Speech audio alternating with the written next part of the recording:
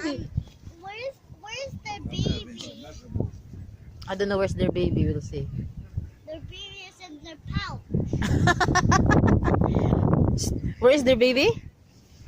They can go in the pouch. Pouch. And Yeah. then hop. You have. Very good. Very good. Yeah. Now we can do that. That's what the baby's for. Oh, that's what the baby for. Put in their pouch and then they can.